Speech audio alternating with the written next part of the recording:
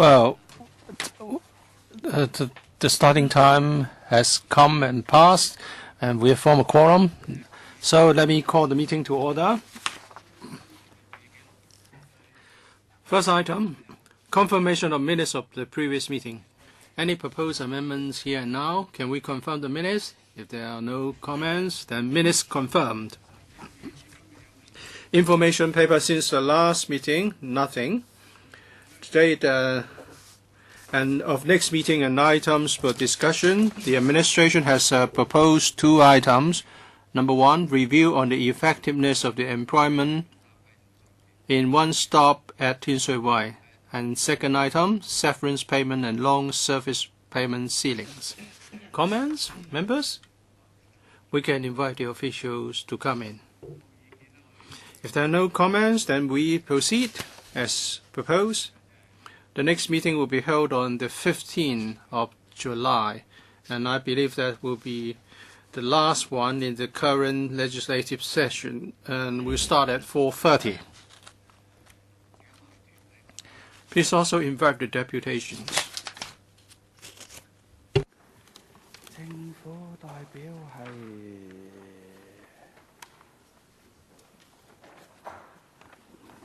李寶儀，係你好，我哋歡迎政府勞工處。I'd like to welcome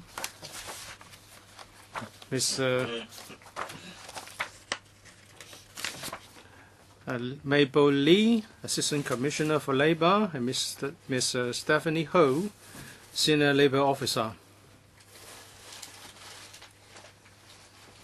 團體代表入嚟嘅時候咧，我哋同 While the deputations are being seated,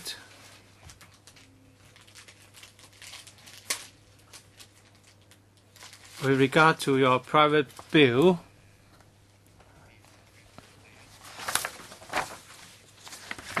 we would like to have a discussion in the first meeting of the next session, because we can't make it this session.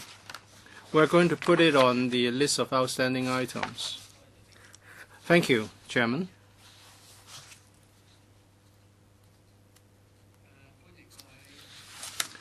I'd like to welcome the deputations who are here with us in respect of the review of statutory minimum wage rate. Let me introduce the team of officials. The administration is represented today by Ms. Mabel Lee, Assistant Commissioner for Labour, and Ms. Stephanie Ho, Senior Labour Officer. And before we start, I have to remind deputations that your speeches delivered in this meeting will not be covered or protected by the Legislative Council Powers and Privileges Ordinance, Hong Kong Law Cap 382. Likewise, your submissions are not covered by the protection and immunities afforded by the ordinance. So, anything from the administration by way of an introduction? Thank you, Chairman. The administration has prepared an information paper in respect of this item. If I may, I would like to introduce the paper. The minimum wage ordinance was enacted in 2010. The purpose is to provide a wage floor to prevent excessively low wages, while at the same time we don't want to jeopardize the labor market and undermine employment opportunities. And when it was introduced for the first time, the statutory minimum wage rate was $28 per hour. Because of the robust economy in recent years, the labor market has remained stable. This afternoon, we would have the latest unemployment rate announced. But if we look at the last one, it's a 3.1%. That is a seasonally adjusted unemployment rate in February to April. So compared with the time when we didn't have the minimum wage, the unemployment rate remained stable, and there was an increase of income and 14.4% in nominal terms, year-on-year increase in the lowest decile group, or 6.6% in real terms after discounting inflation. So the pay rise has enabled an improvement in living standards. If we look at the lowest decile group of full-time employees, there was an increase of 5.9%, or a real increase of 0.8% after discounting inflation. The Minimum Wage Commission is now conducting a review on the SMW rate, and before October, it will submit its recommendation to the CE in Council. In performing the review, the Commission consulted relevant sectors and organizations representing employers and employees. And they also have regard to the information gathered through other studies and consultancies. In March, when the Census and Statistics Department announced the findings of data on working hours and income, there was a 6 week of public consultation, and more than 1,000 stakeholders and organizations were consulted. The review is still ongoing, and the website of the MWC has uploaded the latest data for public access. That's all by way of my introduction, Chairman. All right, we now invite deputations to speak. The first one to speak is Mr. Kelvin Yao. Every deputation will have 3 minutes to speak. Chairman, with regard to the review of the SMW rate, we would like to represent our members which together employ 3,000 restaurants. According to a survey among members, the minimum wage rate should remain at $30, and there should be no upward adjustment. Since the introduction of SMW in 2010, the rippling effect has begun to show, and the catering trade is one of the industries employing a lot of people, and wages account for a higher percentage of costs than other sectors. So the catering trade has no further room to cope with an increase in SMW rate. If this goes up, it's expected that many of the lower paid employees in the catering trade would change jobs, so they would work for other industries, and it would mean that our members can no longer employ or recruit people. The wastage rate of dishwashers and other frontline workers has been very high. According to the CNS department, in 2014, the unemployment rate in Hong Kong is 3.1%. It's on the low side. We have a workforce of 3.72 million. It's almost full employment. Increasing the SMW rate will not increase the size of the workforce. We will be trapped in a vicious cycle. In the past, with the SMW rates went up, many restaurants had to increase their prices and pass on the burden to customers. As a result, inflation has been worsened. Members of the public would be the first one to bear the brunt by paying higher prices of food. On the other hand, those who are covered by SMW may not stand to benefit because the increase in income may not be enough to offset inflation. And that would mean that we are in a vicious cycle. This is plain for all to see. According to our members, they do not think that is the right time to increase the SMW rate, because it would lead to business closures and higher unemployment rate. With the introduction of IVS, the catering trade has enjoyed a boost for 10 years, but recently there are signs of a downturn.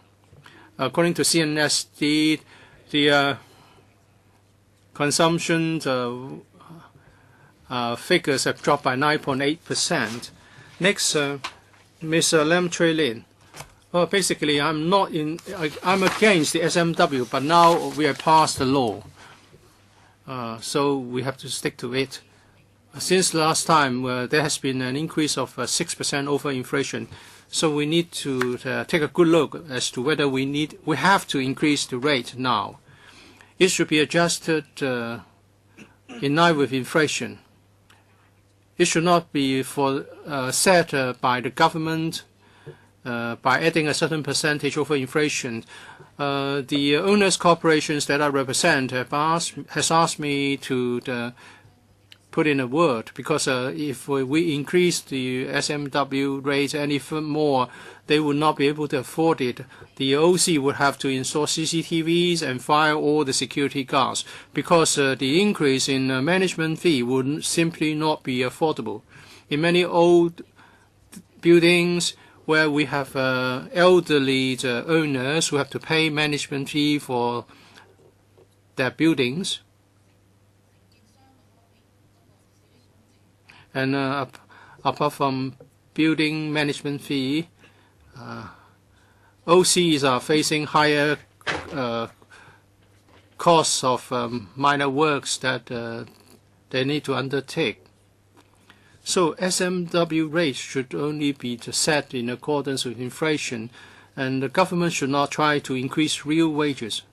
We have not seen any advertisement for the recruitment of security guards for a long time, but now there are some offering $38 per month.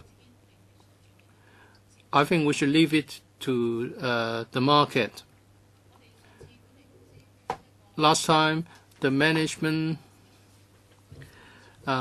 company proposed a package based on $32 or $33, and the owner's corporation couldn't afford it, and so they had to stick to $30. So are we going to allow our building management to take a retrogressive step, and we return to the 80s where many buildings were not attended by caretakers? Because if we increase the SMW rate anymore, it would mean the disappearance of security services as a whole for buildings. If people are in need, they should be assisted by the government. We offer them WITS for transport, and we have other assistance schemes for those in need. There's no reason why the employers should do this, because in the future it may cost you $50 for one wonton noodle. So I hope the department would seriously review the current situation. Next, we have Mr. Wong Pip Man. I'm from Hong Kong Federation of Trade Unions.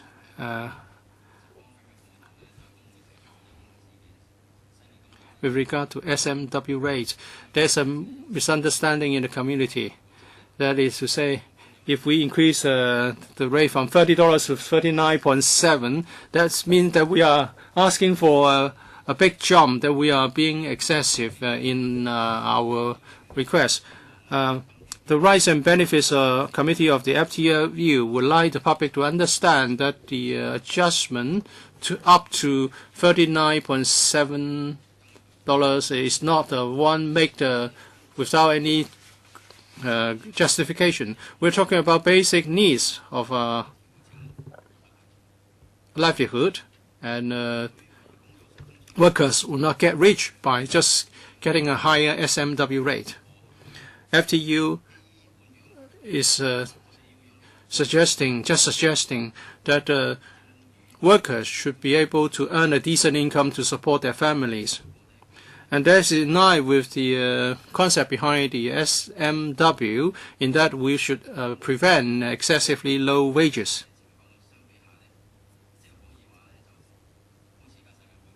It's just like the World Club. SMW is also running very slow. The increase in SMW rate is too little and too slow. In 2011, it was set at 28. In 2013, it was up, just upward to $30. We proposed back then $33. There was a gap there. We proposed that rate to maintain a basic living standard of workers. It's costly for all kinds of things: transport, food, traveling, textbooks, school fees. And now employers are asking workers to do a good job with minimum pay. Unemployment rate is low in Hong Kong. In many trades, the wage level is already $40 per hour. So there's no reason to link the minimum wage with inflation. Many employers are willing to offer a higher wage rate to retain workers. So what's the problem? Why is it that we cannot increase the SMW rate? If we do not have another adjustments, the workers' situation will only get worse. We stress that we should increase the SMW rate to $39.7. This is in line with social reality. Next, we have Mr. Chim Ho Wai. I'm from the FLU, Federation of Hong Kong and Kowloon Labour Union. Today, our discussion is about minimum wage, statutory minimum wage. It's been said that the introduction of SMW that will lead to the unemployment, but in fact, it turned out that recruitment had become more difficult, and the cost for the businesses is mainly due to high cost of rent and supply. So the profit of businesses has been squeezed not because of SMW but because of rent and other costs. We have made reference to the CSSA rate for a two-person household. It's $7,300 per family.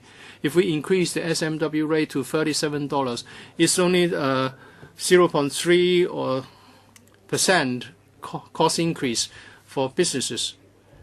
Most of these workers are working long hours and they work in poor conditions. If their wages, their income cannot afford them a basic living standards, then the SMW as a tool to encourage employment will be ineffective. Many have said that we have a CSSA, low-income family supplement, and also transport allowance. But we know many workers who have to support their family members and work 8 hours a day. If they have to take care of 2 children or family members who are disabled, their situation would even be worse. Many people ask, why $37? It means that $296 per day or $7,600 per month, which is just a bit higher than the CSSA rate for a 2P family. And that would also allow them to lead a decent living standard.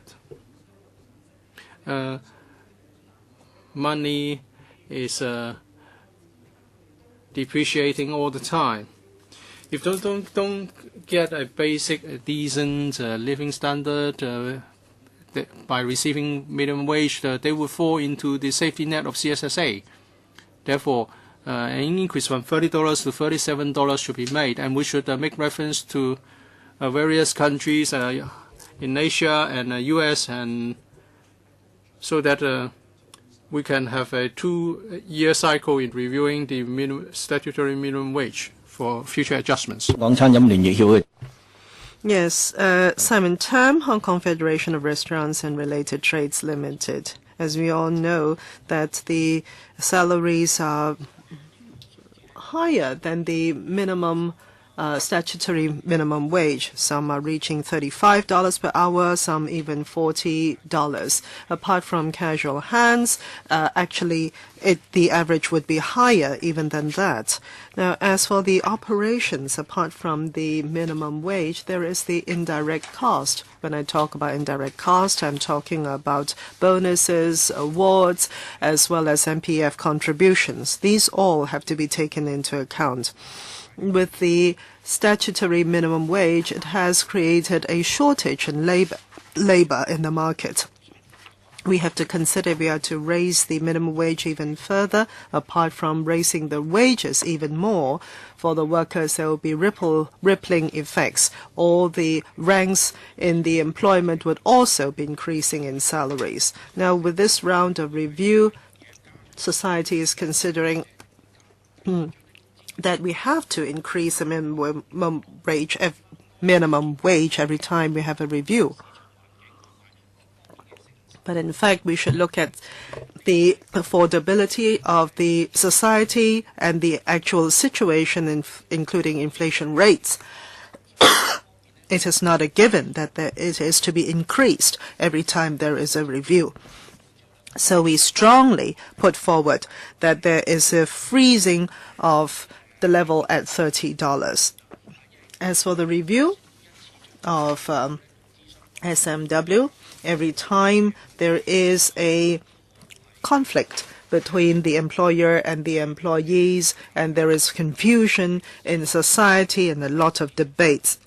And in the market, we are already paying over the SMW to a certain extent.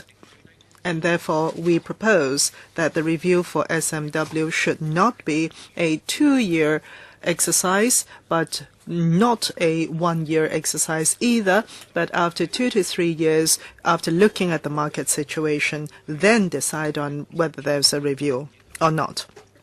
And also we believe that SMW is also resulting in an imbalance of labor distribution, in particular for the restaurant business. And therefore, under the principle of not affecting local labor, we should consider the precedents and practices of overseas countries, and that is to bring in labor and workers into areas which are not preferred by the local labor workforce, so that the demand and the shortage in supply would not be as keen. Mr. Yang Wai-sing of the Hong Kong Professionals and Senior Executives Association. For this review on SMW, on behalf of the association, I have the following opinions to make. As a professional body, we believe that Hong Kong's economy is facing a cyclical down cycle, and our association believes that there are side effects to the SMW, and including lowering of the availability of employment, resulting in structural unemployment and the folding of businesses. It affects the entire business sector and also bring on rippling effects, including increase in cost of businesses, increasing in the polarization of different ranks, etc.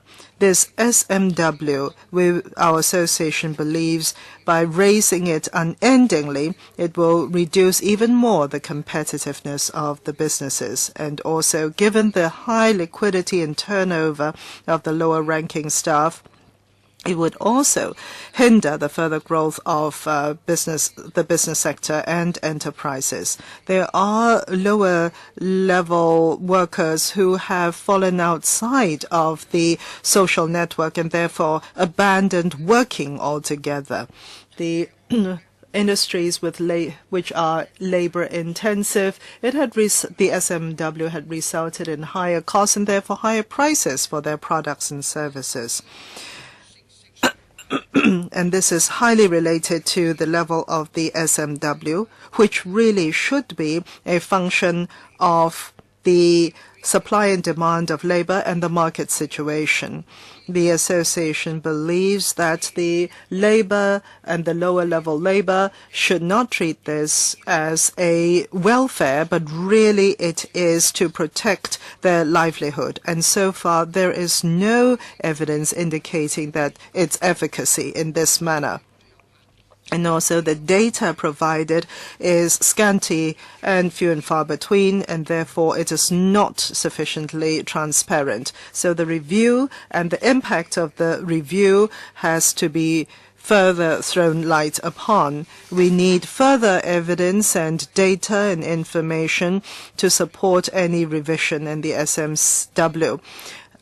For example, the positive and negative effects of the SMW on the workforce, including for the disabled, for the different levels of education of the workers, the different age groups of the workers, and also on the rate of unemployment or underemployment. We have to find out about these as well. I think my time is up. That is correct. Ms. Finchi Wong, please. Yes, the Kwai Chung Estate Labour Rights Concern Group was formed by the labourers, and we have been very concerned about the SMW even before its legislation. Without legislating SMW, the labourers will have an even worse off way of life. At the start of the legislation of the SMW, the laborers and all the trade unions have said no less than $33 for SMW, but it ended as $28, and a review cycle of no less than 2 years, and it was after various efforts and discussions that was raised to $30. With a 2-year cycle, the government is actually using last year's data, and the SMW therefore lags behind the market. The laborers of the lowest rungs actually do benefit from the SMW, but having said that, have you thought about the expenses? In the past 2 years, that is from 2011 to 2013, the accumulated inflation rate had been 13.7%, and $30 increase of 6-point-something% increase is really lagging behind inflation. And very often I hear raised that SMW would impact negatively the small to medium-sized enterprises, etc. But that is really not the issue. Rentals is really the bulk of their burden. And from data, we know that even for a retail shop or an office from 2011 to 2013, the rentals increase had been accumulated to over 10% increase. So you will know how big an impact on the businesses that is. Why would the SMW have to be reviewed once every year? That is because we do not want it to lag behind the market rates, and also only then will the laborers be able to maintain a decent living. And also we believe that the SMW should not be any lower than $38. In the first few months of the year, there had been 4.0% inflation. Food, transport costs have also been increasing. We are talking about $30 per catty of green vegetables. And $38 is really not sufficient, or anything lower than $38 is not sufficient to protect the livelihood of the laborers. And therefore, this is really a minimum, $38 as the SMW. Mr. Leung Kam Wai, Kwai Chung Community Working Union. Yes, before the SMW was enforced, a lot of people argued that this would negatively impact the SMW and there will be impact on the business sector. But in the past years, after the enforcement of the SMW, we see that the reverse is true. In fact, there had been more enlarged workforce, including the new entrance of women and housewives. And also CSSA recipients are also on the decrease. These are positive effects of the SMW. And in the past years, we have read in the newspapers and in the media that small retailers have had to fold because of rentals, huge rentals increase, certainly not because of SMW. In the review of SMW by the government, there will have to be the following principles. First of all, this has to be a yearly exercise, and only then will this be in keeping with the different or the changing livelihood demands. And also, the SMW must not lack or fall under the poverty in working line, because the SMW is exactly to protect against that poverty for people while working. And if this fails, then this will be contrary to the legislative intent. And also, it must not fall under the CSSA levels, because SMW is to protect the livelihood of the workers and not also to maintain the mobility of the or motivation of the workers, and therefore must not fall under CCAS. Fourthly, it must take into account the inflation rate. The trade unions, etc., have mentioned just now that in 2012, even taking away the inflation rate, there had been increase in the livelihood and standards of the workers, in the livelihood of the workers, and that is because the wages were simply too low before. And we see that in 2012, 2013, there had been lesser effect of SMW raising the livelihood or standard of living of the workers because of inflation rate. So we can see in the past couple of years, given inflation rate, they are worse off, the workers. And also, in terms of household expenditure, because if we look at the Housing Authority's calculation for three-person household, we are talking about $11,000, and we are not even talking about rentals, which may be over $7,000. So altogether, that's $18,000 for a three-person household. So we have to consider the household expenditure as well. And therefore, $38 is really the minimum for the SMW. And Mr. Wong Wing Tat. Thank you, Chairman. I would like to offer my views on behalf of the Service Center of Kai Phong. It said that raising the SMW rate will lead to unemployment or redundancies. If we look at the figures in the past 2 years, it's clearly shown that unemployment rate has been on the decrease, not the other way round. So the SMW rate has no direct relationship with unemployment. But many grassroots workers, because of the SMW rate, have been able to benefit, because in the past the exploitation was very serious. With the introduction of SMW, the value of their labor has been manifested to a greater extent. And it's been said that employers have to offer a rate higher than SMW rate to hire cleaners, because it's a hard job. It's an obnoxious job. Therefore, a higher wage rate has to be offered. It's an improvement. In the past, employers had all the say. They could offer very low wages to employed workers with low skills of people who are eager to get employed. And now this balance has been reset because of the SMW. SMW would have an impact on prices and inflation, but in wage increase is proposed to catch up with inflation.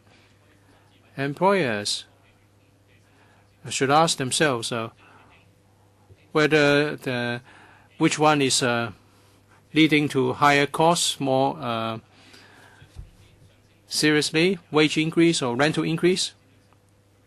An increase from $30 to $32 is just 7% or 3% something per year, and that the increase was only introduced to match inflation.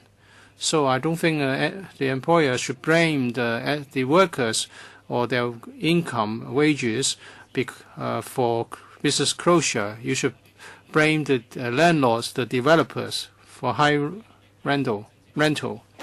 And the SMW rate should be reviewed annually so as to fully accurately reflect the needs of the grassroots. In the past, we asked for $35, and we need to take into account the inflation in the past 2 years. And also, disabled employees should get a subsidy from the government so that they will also get pay in accordance with the SMW rate. Ms. Lai Chi-san. With the introduction of SMW and the increase in SMW rate to $33.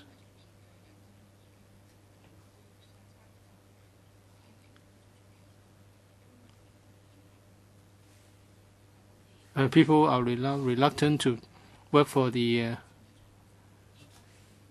jockey club because higher wages are offered by other jobs. I was paid $58, but I'm doing the job of 3 workers.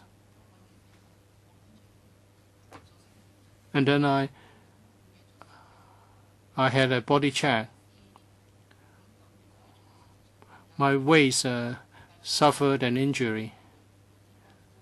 And then I got 2 injections, and then I suffered necrosis of my bones. So I was only paid $19, $58 divided by 3. Shouldn't we cancel SMW? Because people choose jobs. They don't want to work in hard jobs like those offered by the jockey club. It's difficult to recruit people. In the past, they could hire housewives. Now housewives shun jockey club's jobs. So I think the government should take another hard look at whether we really need SMW. Next, Mr. Tony Tam. Chairman, members, my association would like to refer to some figures. According to the unions, they would compare SMW with a wage increase. This is an underestimation because they don't take into account the rippling effect. The minimum wage commission has recognized this point. The trade unions has all tried to shift our focus, saying that the rent increase has a bigger impact. My association doesn't deny the rent increase has an impact, but I have to stress that the wages account for the highest cost component for the catering industry, because wages account for 30%, but rent is just 20-odd%. With the increase in SMW rates, there's a rippling effect, and the ultimate income wage increase will be a few times the estimated figure. For SMEs in the catering industries, the profits have dropped. The margin has dropped from 5.1% in 2010 to 1.25% in 2012. For Chinese restaurants, the decrease has been even more marked. The pre-tax and pre-depreciation profit has dropped from 2.1% in 2010 to the 0.31% in 2012. And after tax, it means that they are all incurring losses. So the industry is very worried about the prospect. And the total revenue for restaurants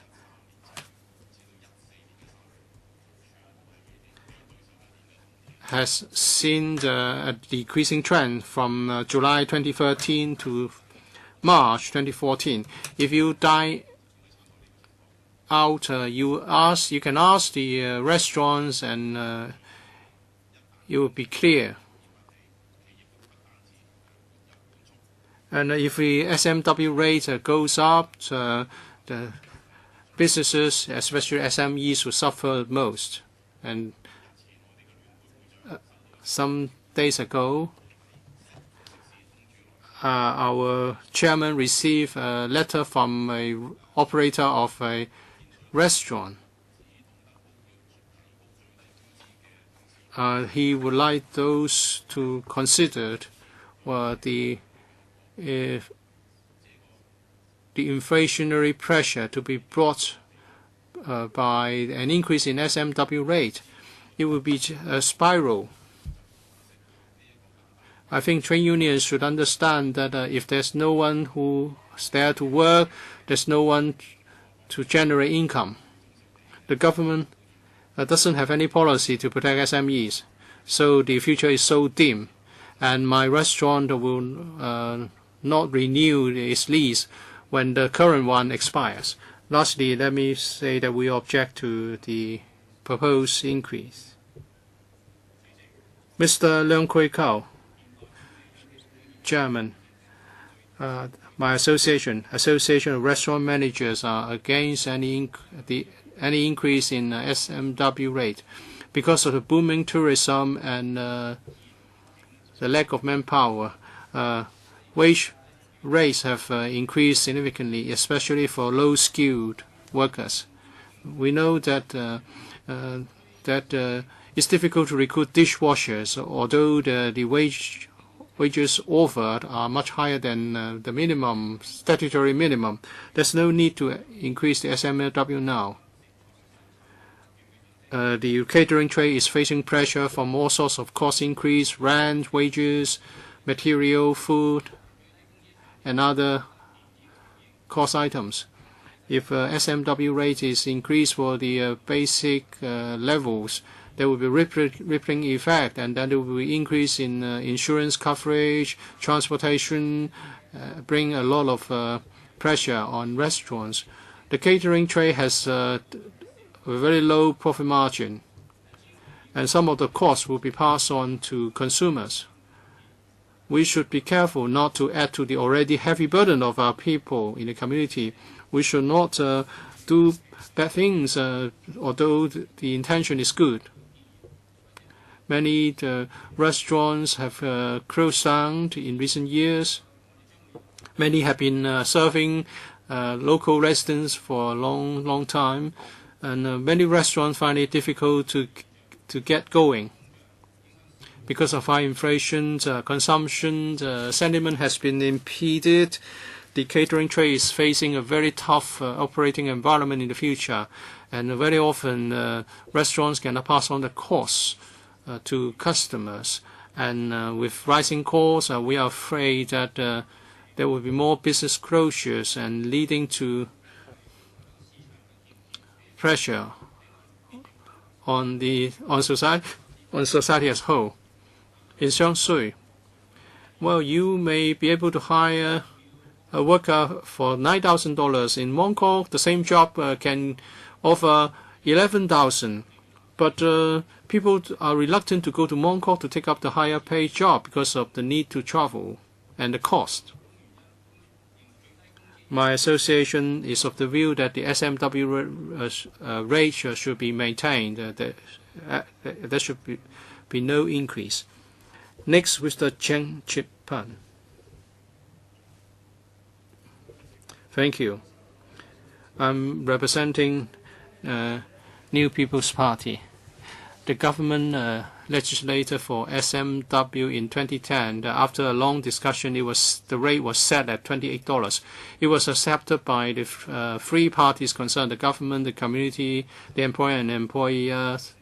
And now people have been putting up the various proposals and various figures: $38, $37, $40, and there are people who suggest that the SMW to be scrapped. But I don't think we are now in a discussion to reopen the issues. We are not here to review or reset the mechanism. We are here in a discussion to see whether the living standards which is behind the legislation can be maintained. The simplest way to do this is to look at inflation. My parties propose that the SMW rate should be adjusted in accordance with CPI so that the purchasing power can be maintained. If we look at the inflation figures for the past 2 years, the next adjustments will be an upward adjustment of 8 to 10%. I understand the business sector is worried when we talk about increasing the SMW rate, especially the manpower-intensive industries, catering, retail, and elderly services, because wages account for half or even more of their cost, total cost.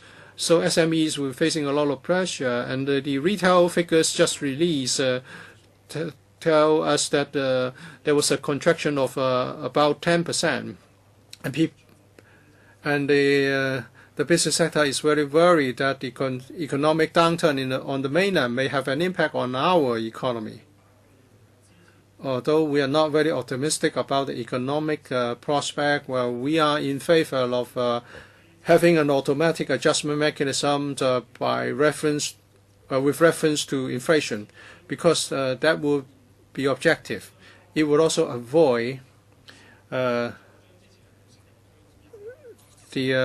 employer side and the employee side trying to overturn previous consensus, and then the dispute will become irrational. And also, such a mechanism is transparent and objective, and wages will not be eroded by inflation, because adjusting the rates with reference to inflation would maintain the purchasing power. That would not affect our community to an excessive stand. Lastly, my party, New People's Party, wants the SMW rate to be pegged to inflation. Next, Mr. Poon Man Hon. Hong Kong Federation of Trade Unions is of the view that we should look at the basic needs of maintaining a basic living standards. If we look at 2012, a three-person household should have an income of $12,000 to maintain a basic standard, and if it's translated into an hourly rate, it's $38 per hour. That's the basic consideration we want to refer to. We should not look back at the $28 when the SMW rate was set, because back then it was insufficient to maintain a basic standard of living. If we stick to that as a basis, that would mean the workers will never be able to earn an income to sustain a basic living standard.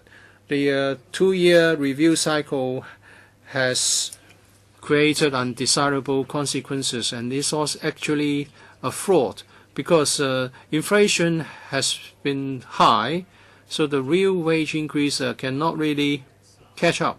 In 2013, the rate was adjusted from $28 to $30. It was a 7.1% increase for the 2-year period. At the same time, inflation was 8.3%. So grassroots workers are getting lower and lower pay. Their purchasing power is getting lower and lower. That's a big fraud. And for this adjustment, we need to adjust it by 10% just to catch up with inflation. So for both the employers and employees, this is not ideal.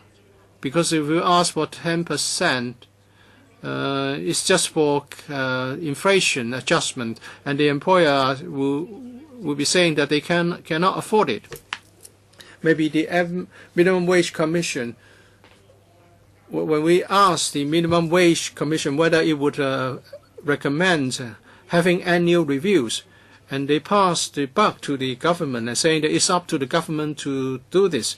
So would the administration promise us that the cycle, 2-year cycle, be changed to annual cycles? Because otherwise we will always be having arguments about the right adjustment. Next, Mr. Stanley Jiang. Chairman, thank you. The transportation sector is a victim of the rippling effect. Since the introduction of SMW, it has improved the living standards of those with very low wages. So we need a law which will protect the dignity of the workers, and this is still a very controversial piece of legislation. The government had mentioned that low-income workers had in the past couple of years have had very significant increase in their wages. But on the other hand, there are the middle-income workers. There is no mention of them. Well, my association is not against setting a protection line or net for the low-income workers. However, this net or line should not become a piece of legislation that will guarantee increase in wages for the workers. This is a 2-year exercise now, almost automatic. It is not because of the merits or the performance of the workers. And we are therefore not in agreement with this 2-year cycle of review. This should be a protection for the low-income earners and not a trump card for a salaries review. For non-performing workers versus performing workers, they are now treated the same in terms of salaries or wages increase. And this is an alternative mode of inequity. Really, we should not be the directors of life. By so assuming this is not to the benefit of Hong Kong, honorable legislators, your high office was not born with, but rather it's the fruit of hard work. Why do we not allow our coming generations to work hard for their future, for their fruits, for their rewards, rather than to provide them with certain salaries increase periodically and automatically as decreed by the LegCo? With the SMW, I think all the more we should be reviewing persons who are not disabled, that is, able-bodied persons under 65, and their eligibility for CSSA. I think this is what we should do to strive for a fairer society. I am Yu Tak-po of the Civic Party. The SMW from $28 per hour to $30 per hour. It is still a very difficult living for the lowest earners. This is because it still falls short of the inflation rate increase. For the salaries earner with stable income, their standard of living is better, but on the other hand, for the public utilities such as the MTR, which is asking for a raise of the fares by 3.6%, the KMB 3.9%, but the SMW still stands at $30 per hour, and it is just not sustainable for the wage earners. And for the low-skilled jobs such as cleaning, janitors, and delivery men, etc., they really, their quality of life really suffers. And it is through a reasonable SMW that they're able to maintain their dignity in their work, and we must do so. In countries such as South Korea and other countries, there is an annual review of the SMW so that it is in keeping with the inflation rate at least. We believe, the Civic Party believes, that there should be an annual review of the SMW, and with reference to the inflation rate, to increase or decrease the SMW. And only through then will the people of Hong Kong be able to offset the effects of inflation. And also, the SMW should be raised to no less than $33 per hour, because Hong Kong is suffering from increasing inflation rate. $33 is really not in keeping with, or anything under 33 is not in keeping with the inflation increase. So we would want the government to consider our proposals from the Civic Party. Mr. Ricky Oyulam, yes, from the Democratic Party.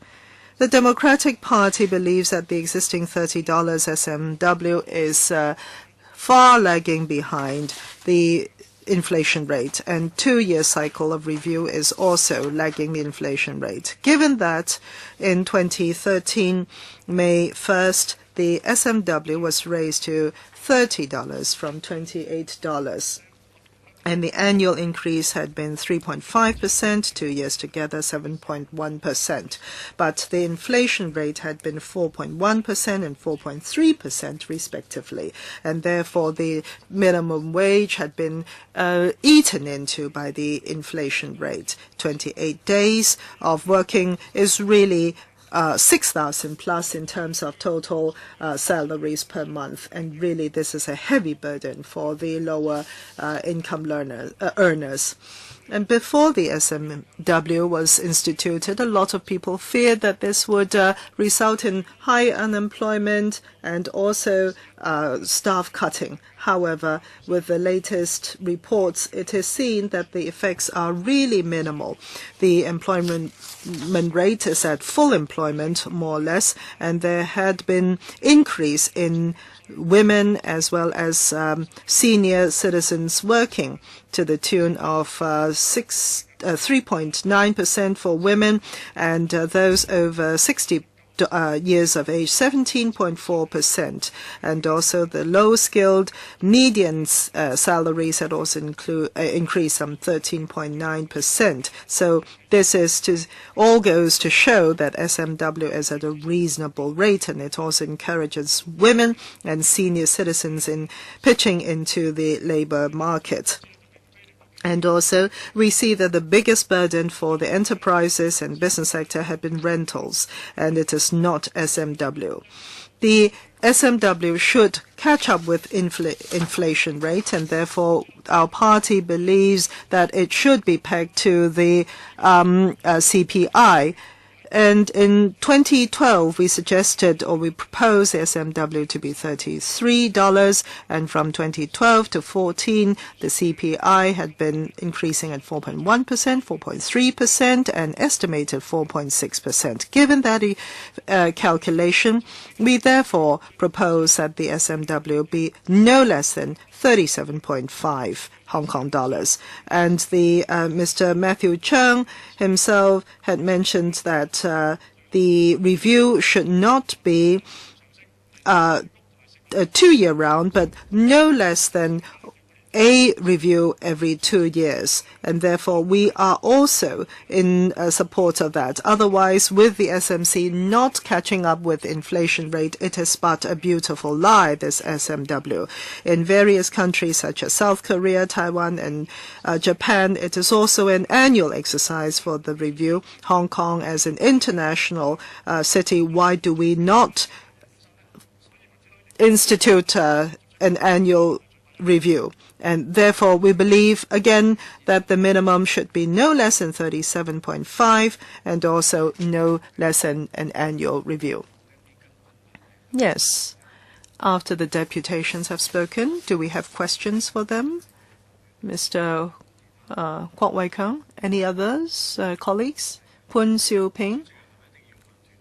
Do we have to ask the deputations, or can the questions be put to the administration?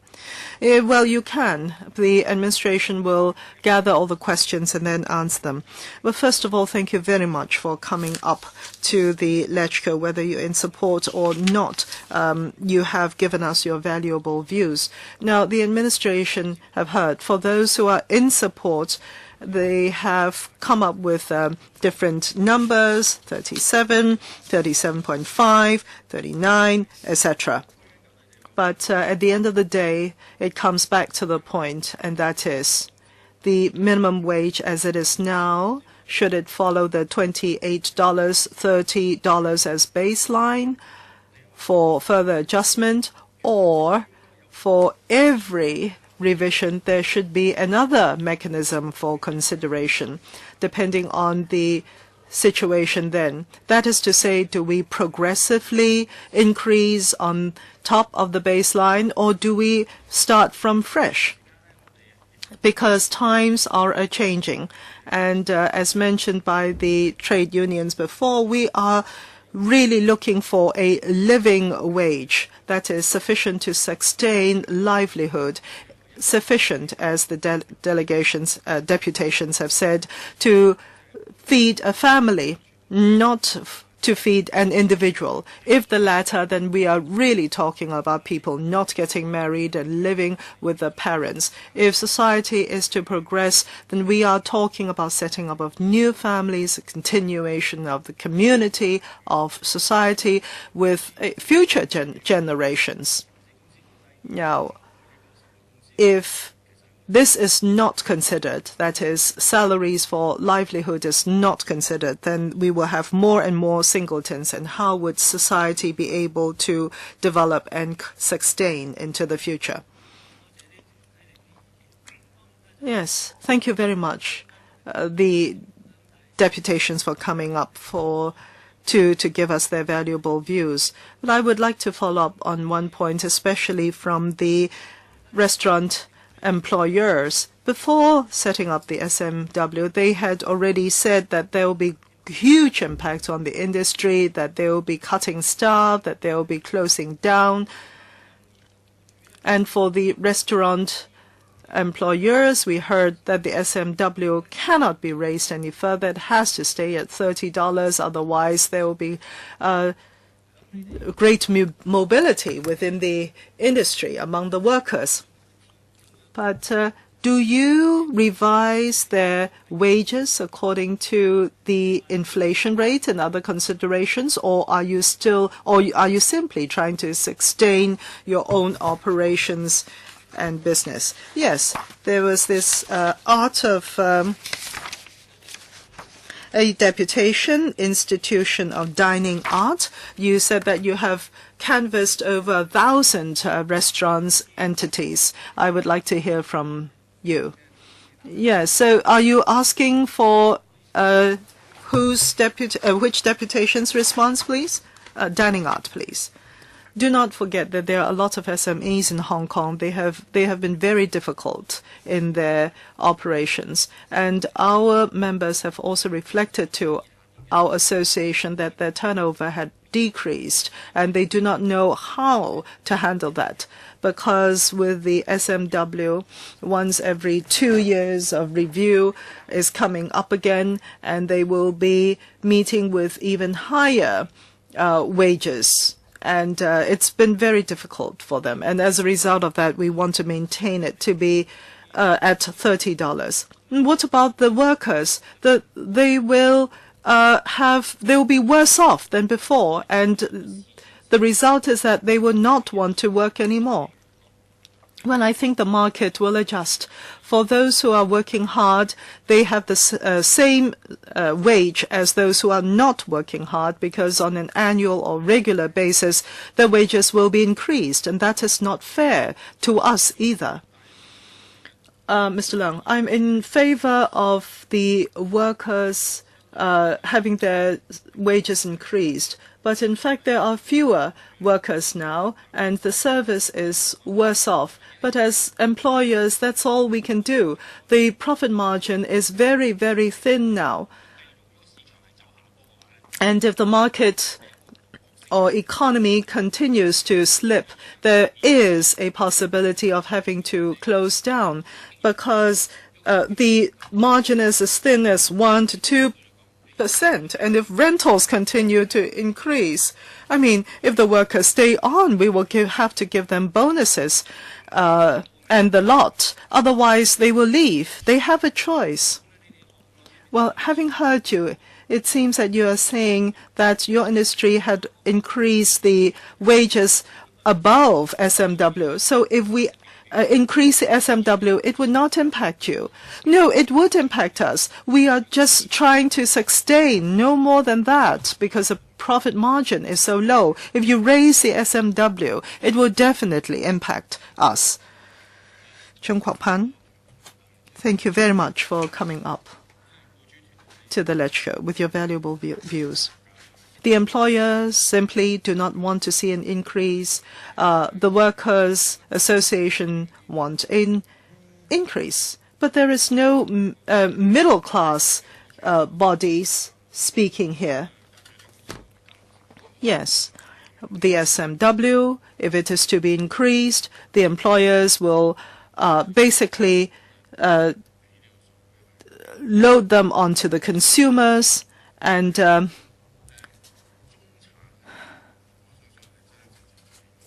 I think what is impacted most, who are impacted most, would be the middle class. When we're talking about security guards and janitors, delivery men, etc., the middle class would not be impacted. However, the management fee for owners' corporation will have to be raised. These small property owners, these middle class households, they will be the real victims. But I don't see anybody here representing their voice. So I'm thinking, should we not look at their side of their angle as well? I think Ms. Lam Chui Lin represented the Owners Corporation. Yes, indeed, we've heard the Owners Corporation's voice, but that is not sufficient. Okay. Do you want a response, Ms. Lam? Well, some big developers are putting up advertisements offering the paternity leave and $34 plus benefits for their recruitment. For smaller buildings, OCs, the management company would like to propose $32, $33, but the OCs cannot afford it. For the small property owners, they are facing a lot of pressure. Big corporations can cope because they can offer $34, $38. What about the small property owners? So please don't just consider whether big corporations can afford it. You have to think about the management fee that small property owners have to pay. Ms. Chen Yunhan, first of all, I'd like to welcome all deputations. And I do understand Ms. Lam's point. When SMW was introduced, well, there were different voices from the community. But to be objective, I think if the job market is stable and there's a shortage of manpower, wages will go up. As the Speaker representing the Management Association. But if there's no upward pressure in the market, then we need to have a discussion involving the employers and employees. If there's competition in the labor market, we won't be talking about minimum wage.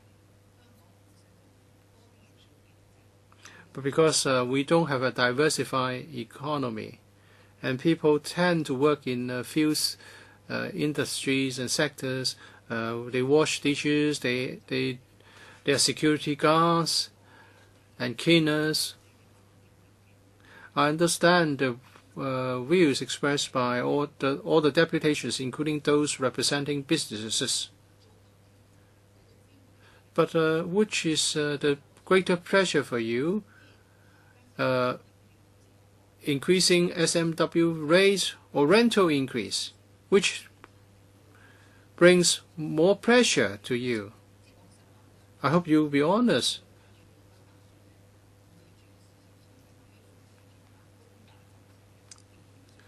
Because your employees have no bargaining power, there is supply outstrips demand in the labor market. So I hope we can get some response, honest response, and objective ones as well.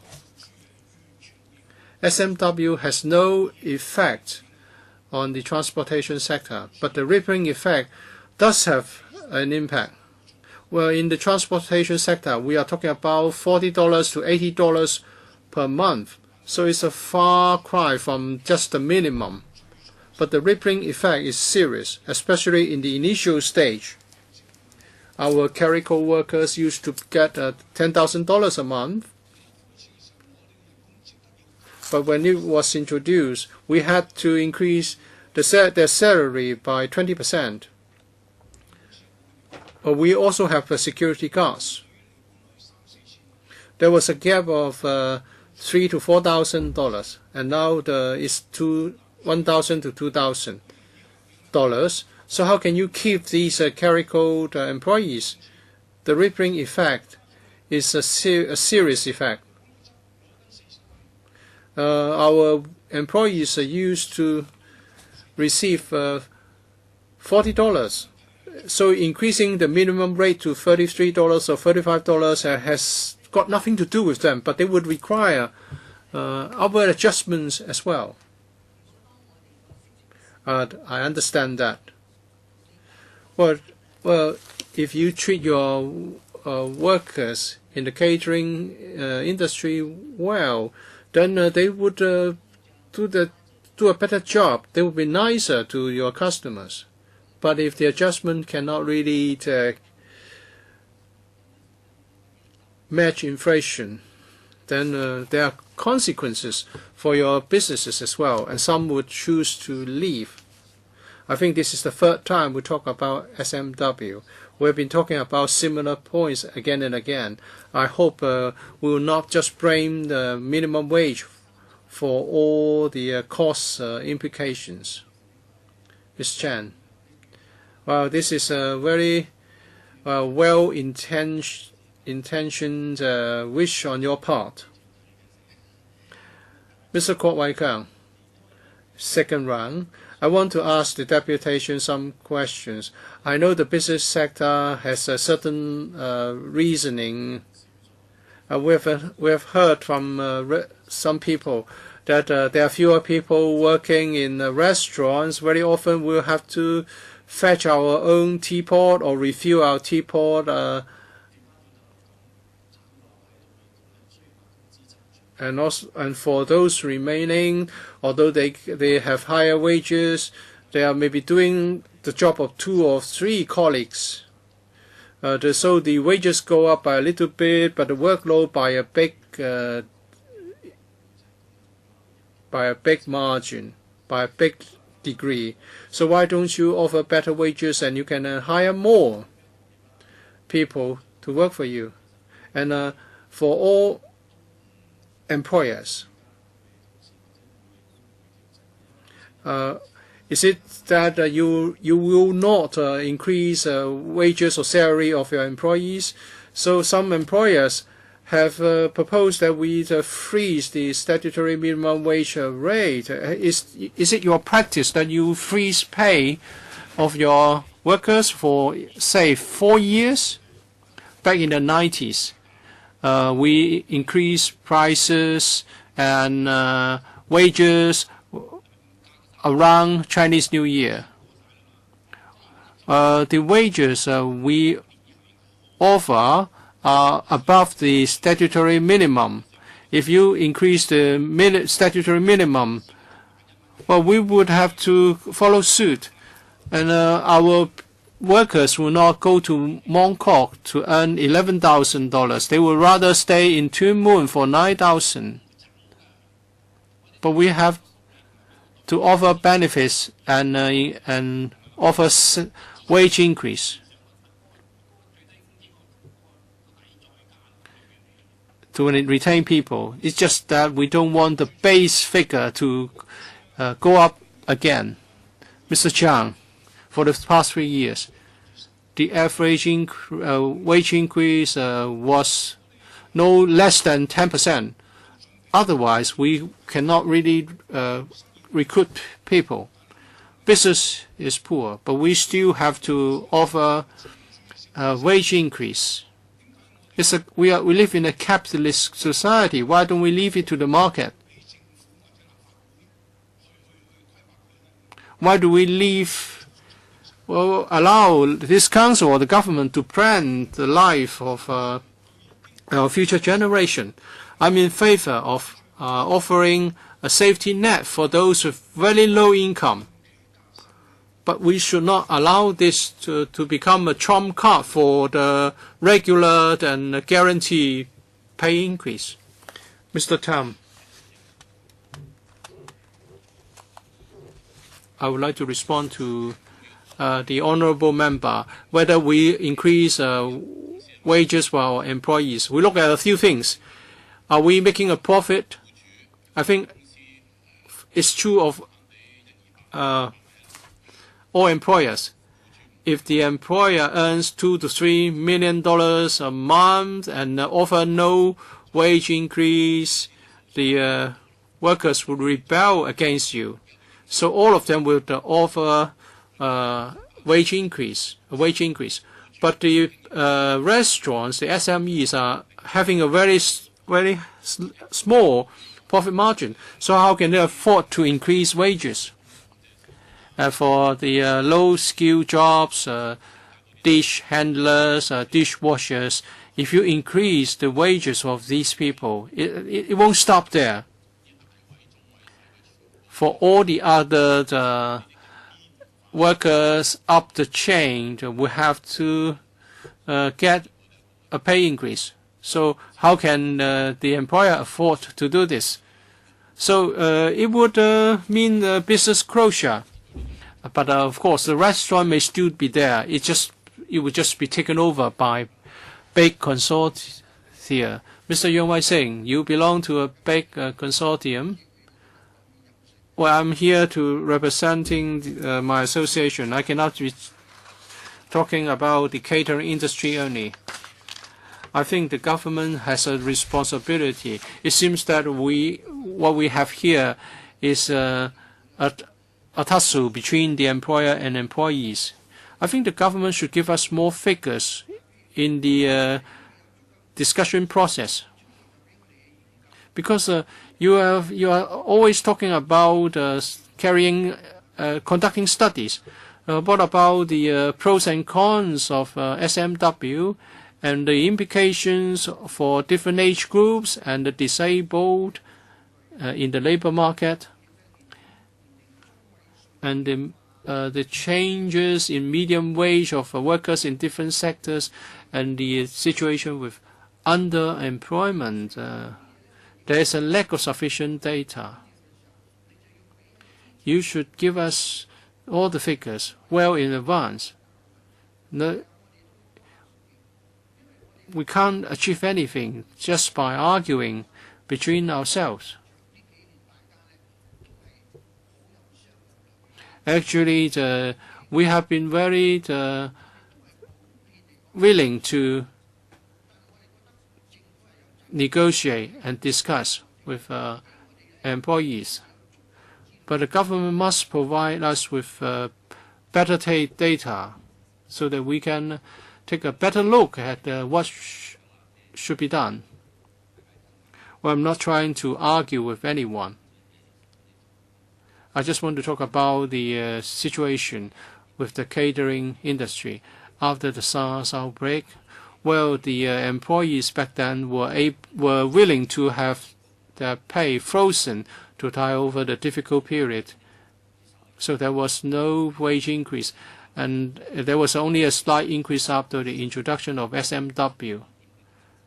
So compared with the pre-SARS period, wages are not much higher nowadays. And workers in the catering industry are low-skilled.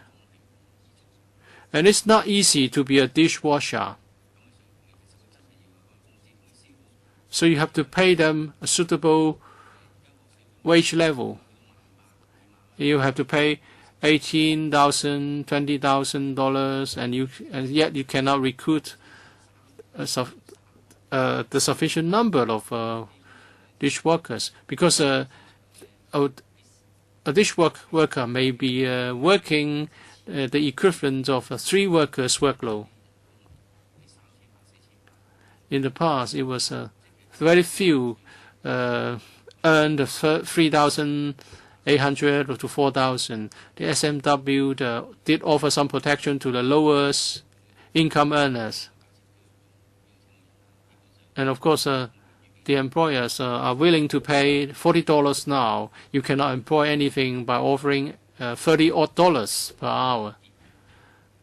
The number of workers in the catering industry has never experienced any drop. The important thing is for the employers to improve the working conditions and the conditions of employment, so that both sides can advance. We still have another session, another item. For this particular session, I will invite the administration to give a brief response. I would like to thank the 17 deputations for their comments. They mentioned the positive side since the introduction of the SMWs, and also the concerns about possible negative impacts. Views are divergent with regard to the proposal to increase SMW rates. Some are in favor of an increase, some are not in favor of this. The Minimum Wage Commission is now conducting a review. There are your divergent views, though divergent, will be taken into account. And they would also assess the implications for employers, employees, the economy, the inflation, and employment. And then the Commission would submit its recommendation or recommendations to the government. I'd like to thank the deputations for coming to today's meeting. I would like to remind all of you that if you haven't submitted your written submissions, please do so. And we'll now proceed to the next item.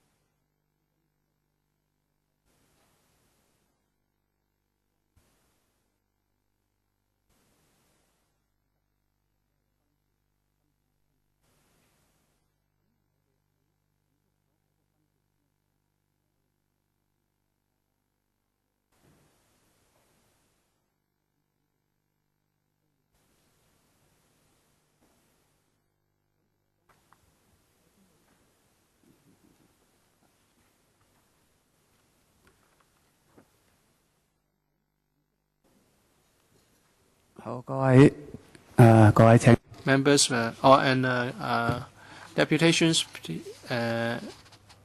please be seated. I'd like to welcome you to this session on statutory minimum wage rate.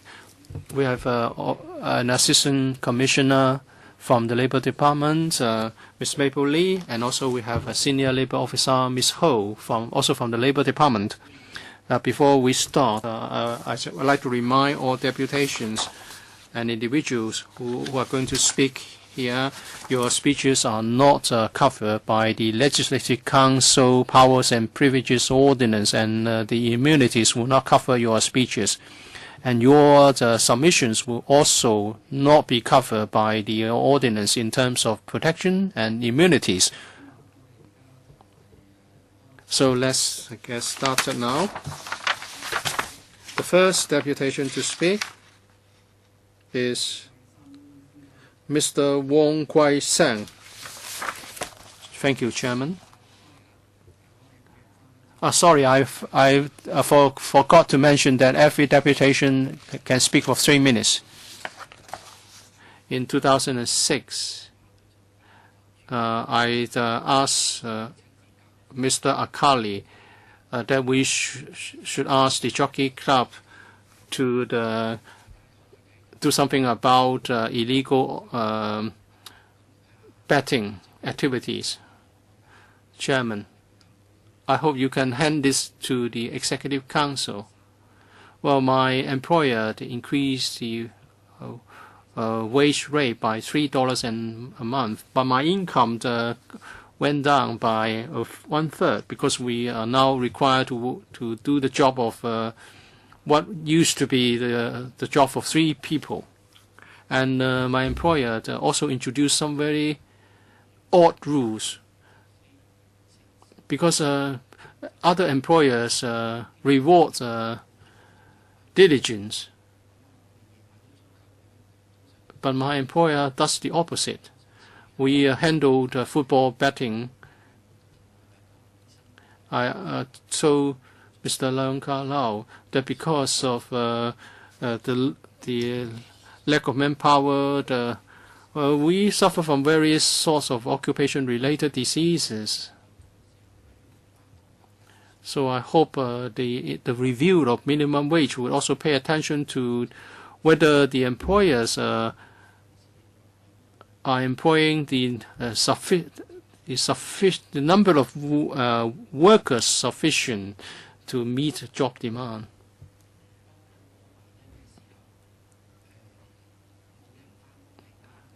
When employers think that it's just normal that very few people want to take the job,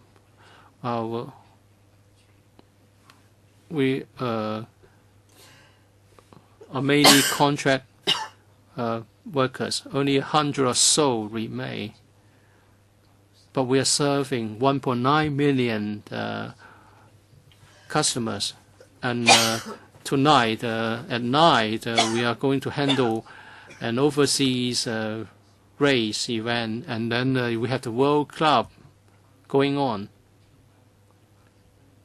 And fewer than 200 people were working with me when I went to the betting center on Sunday.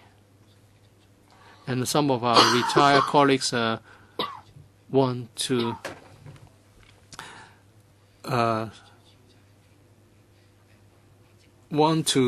continue to work for the Jockey Club, but I hope you would pay attention to occupational hazards of Jockey Club employees. Well, the minimum wage has been in force for 3 years. The job market has been stable, and unemployment rate has been low, and more people are willing to join the labor market, and it's good for improving the income of grassroots families, and low-skilled jobs are getting the pay increases at a rate higher than other trades and professions. But so they are getting a better deal now. We from the DAB would like the government to also pay attention to some of the implications. And in recent years, people working in the cleaning, security guards in sectors are getting fewer working hours. The government should review the current 418 requirement for meeting the continuous employment definition in the employment ordinance. And many employers have forced their employees to become self-employed. These so-called fake self-employed people get no employment benefits. And when there's an industrial accident, they also receive no compensation. The DAB hopes that more can be done to clamp down on fake self-employment arrangements.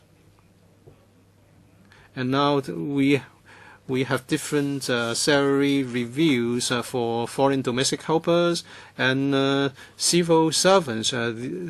These exercises are conducted annually. We hope the same can be applied to minimum wage rate, because that would reduce the impact of data being outdated and lagging behind the real situation. We hope more can be done to offer protection to our low-income workers so that we can strike the right balance, and then we can bring benefits to both the employers and the employees. Mr. Wong Po Keung. Well, Hong Kong is a market economy. For more than 100 years, the system has been working well. Workers in Hong Kong are never persecuted. With the introduction of statutory minimum wage, inflation has become more serious, and SMEs are hit hardest. I hope the administration would consider the plight of SMEs and individual businessmen. For example, very often a garage operator is also the mechanics in charge, and it's difficult nowadays to employ apprentices. And so these small workshops and garages are being eliminated, and that would also affect unemployment. I hope legislative councillors would consider individual business operators of small workshops and garages in considering minimum wage adjustment. Mr. Harris Young, according to a thematic study on the implication of statutory minimum wage, well, there's a ripple effect, and the retail sector and the catering industry have been hardest hit. In 2012, for SMEs, wages accounted for 43.7% of the total cost of their business. And for the catering industry, it's 49.9%. It's almost half of the total business cost. For the residential homes for the elderly, wages accounted for 55% of the total cost in a year. Although the rate of adjustment may not be big, there will still be a lot of pressure on small businesses. And there are other problems associated with statutory minimum wage, because the minimum wage rate is the same is the same minimum for all. So people will shun jobs that they consider difficult or obnoxious. And although some employers are offering more than the minimum, they are not able to hire cleaners, dishwashers, and security guards. So if we take into account other benefits such as paid rest days and mealtime pay, because SMEs cannot reduce their costs by the economies of scale, SMEs has very little room to absorb the additional cost, so they have to increase the prices they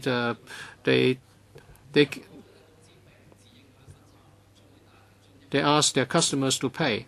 So it will lead to higher insurance premium, transportation costs, and prices overall.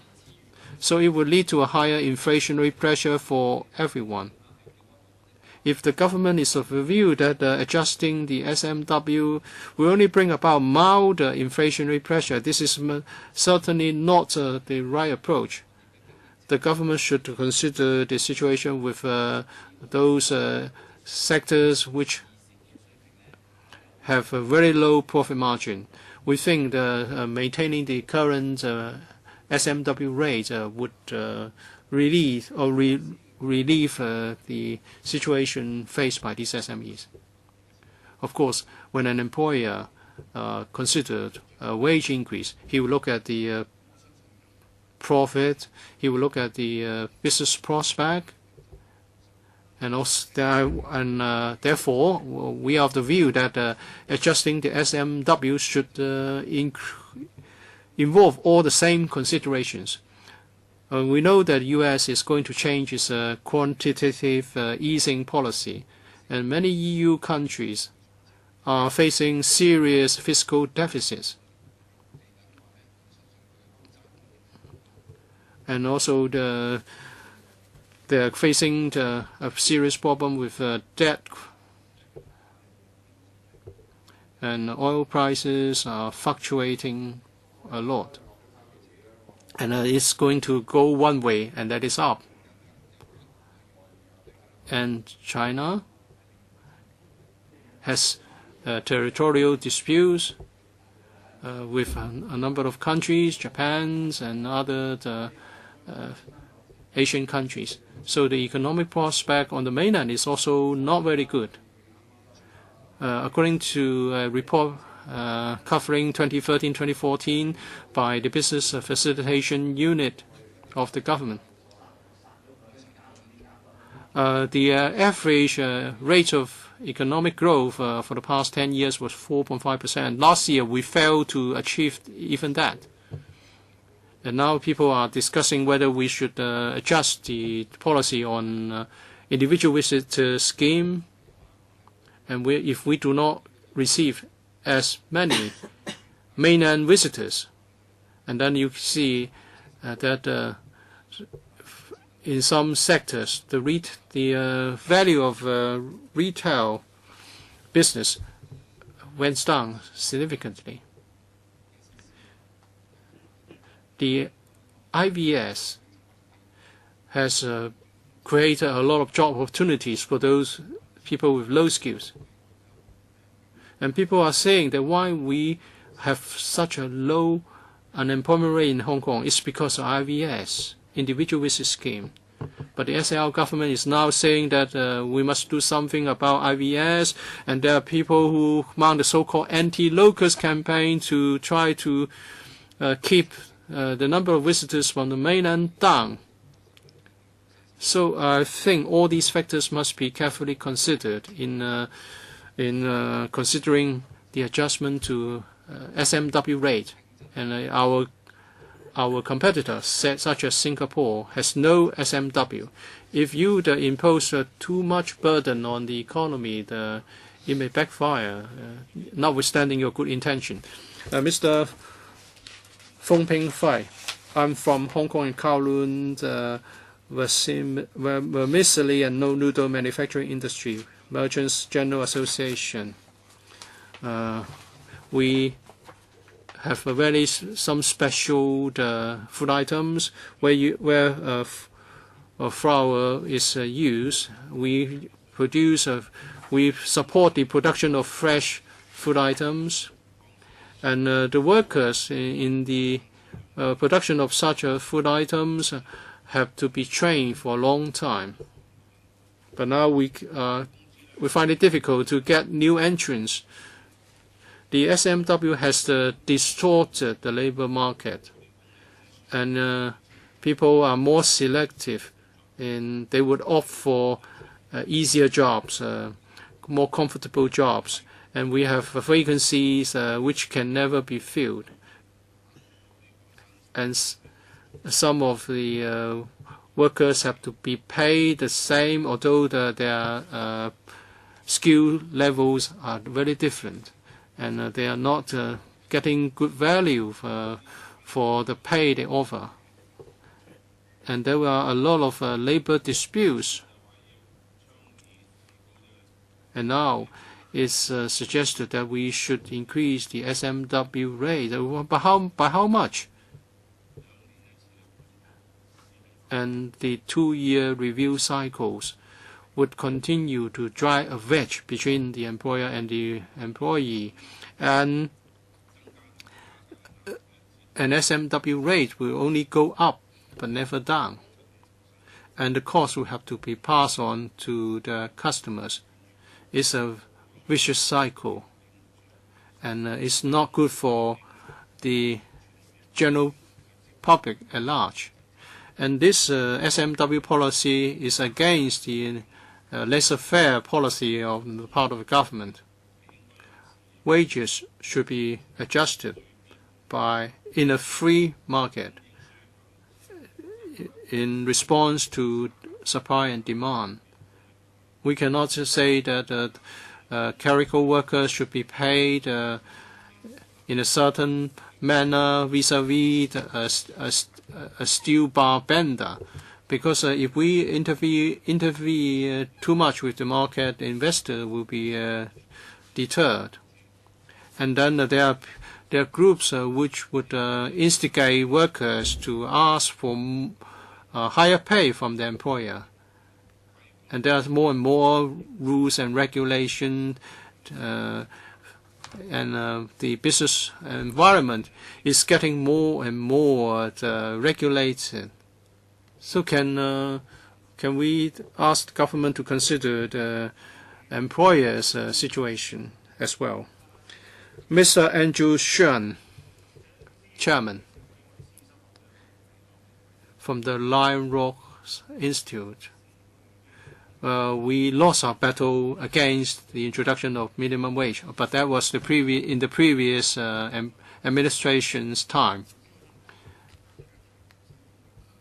First of all, Mr. Feng, who had just spoken, said that this is against the laissez-faire policy. This affects the free market.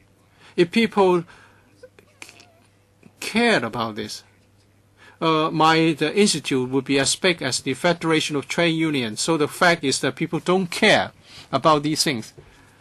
Mr. Yang from the Liberal Party criticized SMW. If that's really the case, the Liberal Party should have voted against the SMW ordinance, minimum wage ordinance back then. And also I want to respond to the point made by Mr. Feng, and that is apprentices. In the past, some jobs are paid very poorly.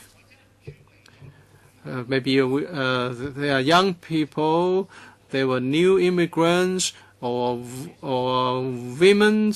They received on-the-job training. They learned some skills, and now wages are higher, so they are not just getting training, they will be doing more. So in some of the jobs will get no successes. Over the years, for example, a famous hairstylist trained up many apprentices over the years, and now he gets no more apprentice. And also, in an SMEs, it's run by a young woman at Hollywood Row. She had to close it down because under the minimum wage, all workers don't really think that the pay should reflect the productivity. It really depends on how the members of this council fight for a better deal for them. Well, they can just redeploy them. So this is the 19th century, early 20th century trick of the labor unions, so as to put the SMEs to death, so that the government and the large enterprises can live on and thrive. Why is that? Because the labor unions can amass themselves, and the laborers can fight for, look for their interests with a big organization. Year-old female student was arrested in Tai Kok Sui for drug trafficking. She accepted this task and only for exchange of $200. For so little, our young people are putting their lives in risk and heading to a less brilliant future that they would have otherwise. You must be wondering why I share this story with you, and I tell you why. The Lion Rock Institute believes the minimum wage rate is absurdly detrimental for the youngest, oldest, and the most vulnerable of Hong Kong.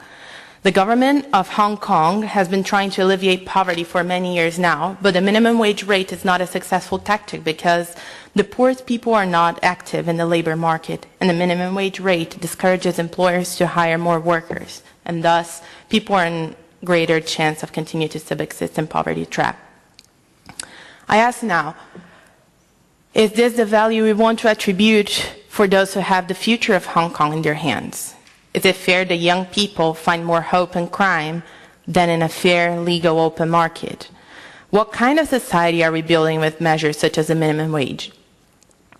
A minimum wage rate puts low-skilled workers into an unfavorable situation because by establishing a standard price on labor, employers will most likely hire skilled workers, driving the considerable part of population further into poverty. If this increase in wages is directly converted into price of the consumer goods and an inflationary spree, the poorest section of society will be the most affected in spoiling the primal goal of poverty alleviation. Moreover, thinking about our next generation, what future are we leaving them if our prices become less competitive in the global market? With the minimum wage, our younger people will have not the chance to be trained, who had not the chance to be trained yet, will be left out of the labor market. And in order to escape poverty, this youngster will resort to illegal and criminal activities, such as the 17-year-old student that I mentioned in the beginning of my speech. This girl and other vulnerable citizens are the ones who are most affected by the statutory minimum wage and need our attention. The past generation has done much for us, and the future is in the hands of the youth, but the present is in our hands. To both honor the ones who helped to build Hong Kong and also to create the fruitful conditions for the next generation who will make the city even more prosperous. Thank you for your time and consideration. Thank you. Hello. The next, Mr. Lam Chou Ming. I would believe from the Labour Party. There are a number of confusions and misunderstandings concerning the minimum wage, especially for the restaurant business. They have a few points that they reiterate. First of all, that this will push up inflation rate. Second, that unemployment rate would increase, and also that the businesses would be less profitable and many of them would close down. But in fact, according to the Census and Statistics Department releases, these do not stand at all. First of all, inflation rate.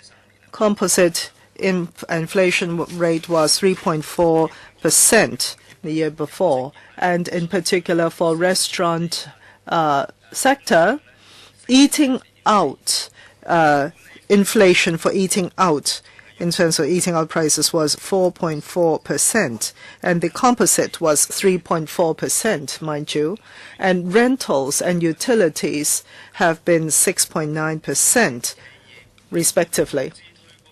So why are they saying that increase to the SMW would push up inflation rate? But why do you not object to utilities in hikes? Why not unfurl a banner outside of Mr. Li Ka-shing's residence when there are rentals hikes? Why do you always clamp down when there is an SMW review claiming that the laborers are looking for undue benefits? Now, 5.8% dropping to 4.3%, and unskilled workers dropping from 3.5% to 2.6%. That is the employment situation. And so it has not unduly affected employment rate. And also for the Restaurants Business Association, they have mentioned that 9.6% of the small to medium-sized enterprises in 2012 to 2013 would close, but not so, right? Just the contrary. In fact, SME and restaurants have increased by 1.5%, so more people are making money by joining the workforce, and people are eating out. And in 2012, the average profit was $150,000, but the year after it was $675,000. And some people say, all the profits have gone to the big groups. Well, we do not want the market to be monopolized. And all the more we have to balance the forces, employers and employees. So we are all for $38 for the minimum wage. Yes, let us follow up with questions. First of all, Mr. Tan Ka-piu. Thank you, Mr. Chairman. The government had just made public that the civil servants will have a 4.71% increase. I do not know how the businesses look at it, but this will probably be a flagpole for the employers in Hong Kong. And cumulatively, in order to catch up with the civil service, I don't think we have to spend so much time discussing this, if that were to be the case. I think it was the second speaker in the first round, the ladies' deputation who came up, said that she is not for SMW. And she said, I never did like it, but now there is the SMW. Let us peg that to inflation rate. But in fact, it had been lower than the inflation rate, 7.1%. And it was a very sad case in terms of the discussions of the SMW. Now, for the labor unions, every year you have magnified the SMW beneficiaries for $30 as the SMW, which came into effect on the 1st of May. And before then, you had a report concerning wages and hours of work. And at the setting of $30, it was proffered that 320,000 workers would benefit. And at the end of 2012, at the LegCo, when it was to be passed, the number contracted by a third to 220,000 workers benefiting. And this year, with the survey on the wages and number of hours worked, for $30, beneficiaries number only 98,000. I do not know what the government stance is. When you come up with a number saying that a lot of people benefit from this wage level, in fact, it is a laggard indicator. And at the end of the day, not that many people actually benefit. And it is not about any unsustainable burden on any sector. And there's been two such instances, and that is the data that you refer to in setting the SMW was actually contracted time and again over the past two rounds of review. How would the government respond to that? Poon Siu Ping, please. Yes. So I would appreciate it if the administration would respond to our questions in one go. From what we heard from the deputations, it's very clear that organizations representing employers have whole wheels diametrically opposite to those representing employees. And then if for those in favor of an adjustment of statutory minimum wage rate, the minimum is to make reference to inflation. Others have made different proposals of $37, $38, and so on. I hope, Chairman, you allow me to put this question to the administration. In the last round of adjustment, I put this question to the Secretary, and he said that SMW is there to prevent excessively low wages. According to the paper provided by the administration, the commission, minimum wage commission, will have regard to labor supplies, inflation, price movements, unemployment rates, and so on and so forth. Of course, the administration can play a big role in the work of the Commission. Which of the factors are most important in considering whether the SMW rate should be adjusted? And also, the Secretary, in responding to the request to have annual reviews instead of 2-year cycles. Well, if you want to follow inflation, you must have annual reviews. Would the administration pursue this proposal and change this review system so that we have annual reviews of SMW rates? Mr. Peter Chung, I have 2 questions. Although a number of factors are considered in the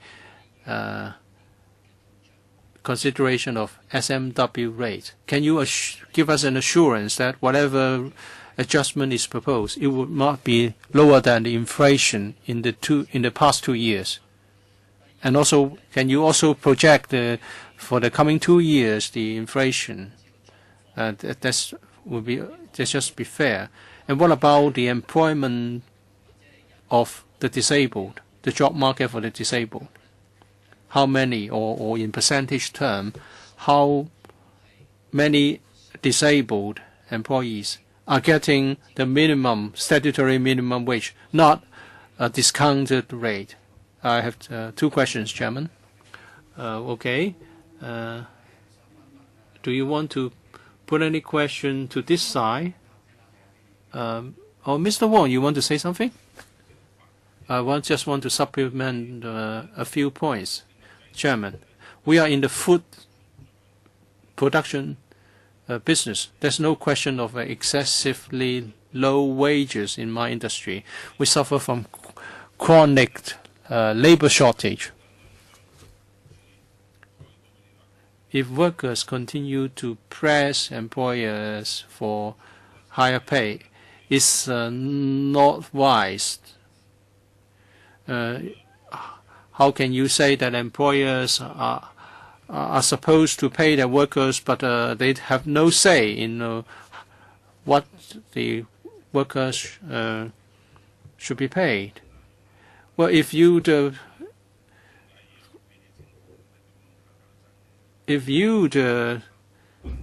render the business not viable, then who are going to benefit? If we have no employers, there will be lots of people unemployed. And why doesn't the administration consider the employment conditions of foreign domestic helpers? We have a fixed system, a minimum wage for the foreign domestic helpers. And if we have vacancies unfilled, why don't we allow the importation of labor? It's better than having unfilled vacancies. Mr. Xiu, Hong Kong is a capitalist society. People from different sectors may want to help the disadvantaged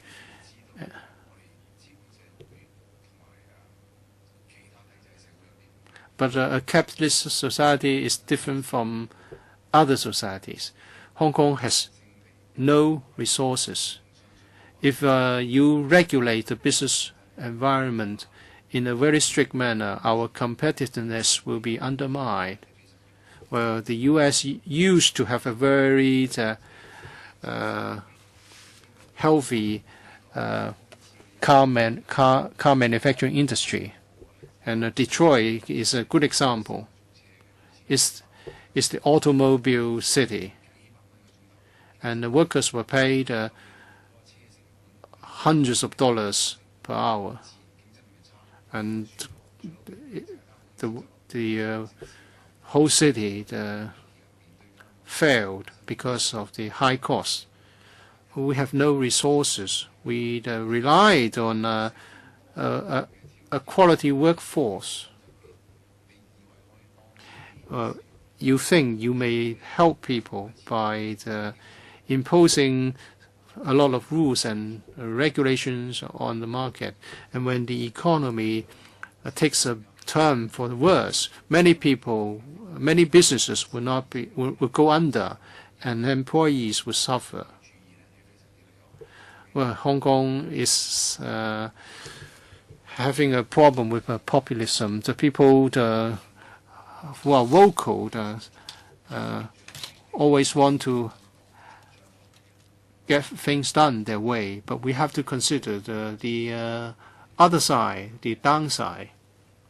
When I now invite the administration to provide a response.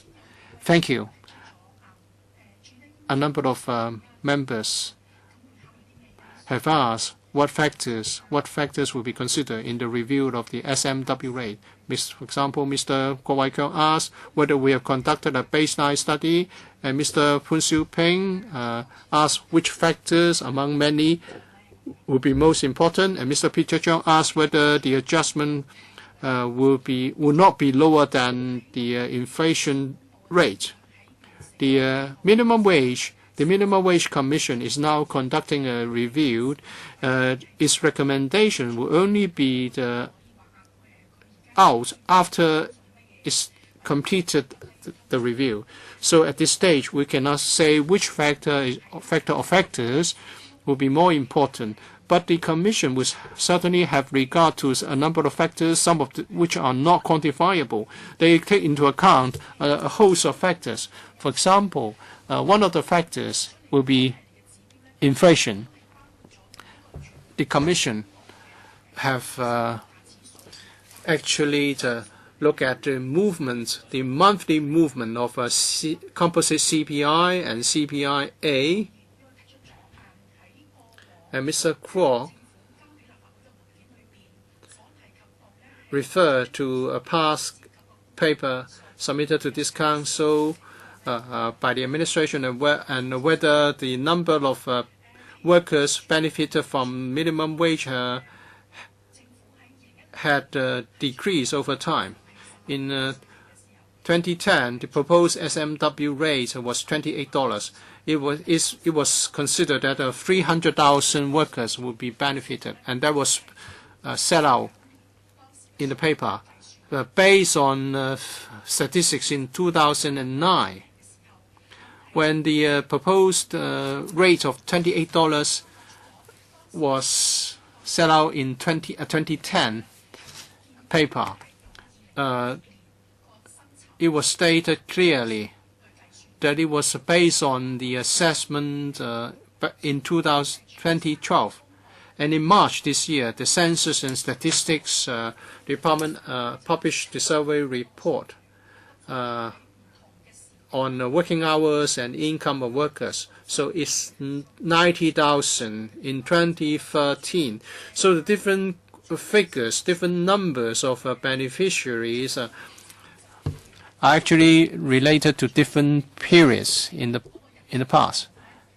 And there's another question about how many people are on minimum wage. According to the survey on income and working hours of all the employees, the survey covers all employees, including disabled employees. Of course, we are now conducting another survey specifically on disabled employees with disabilities, and the findings will be announced in due course. All right, that's the end of the second session. Thank you all for coming to let us know your views. We now move on to the next agenda item, and that is Hong Kong's occupational safety and health performance in 2013. We'll have another team from the administration for this item.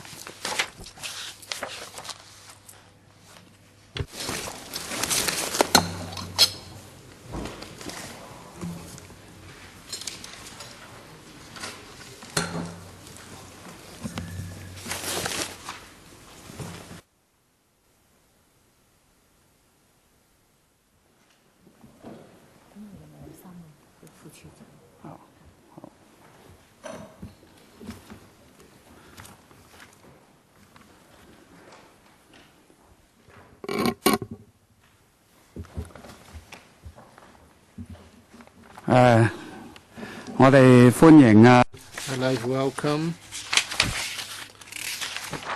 Mr. David Leung, Deputy Commissioner for Labour, Dr. Raymond Leung, Occupational Health Consultant, and Mr. Lee Chi Leung, Assistant Commissioner for Labour. I'll ask the administration to give an introduction of the item. A paper has been submitted to members. I'd like to highlight some of the points in the report. I want to talk about the situation with the construction industry, and this year in the container industry there are some issues, occupational safety issues, which have caused concern, and summer is approaching. I would like to take the opportunity to report to members on our work to prevent heat stroke. First of all, construction industry is in paragraph 5 in 2013. There were 22 fatal accidents in the construction industry. 15 of them are related to the falling from height.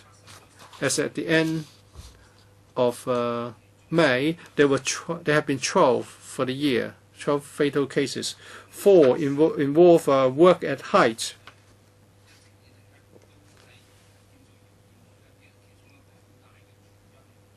Work at height has been a major factor for such serious accidents.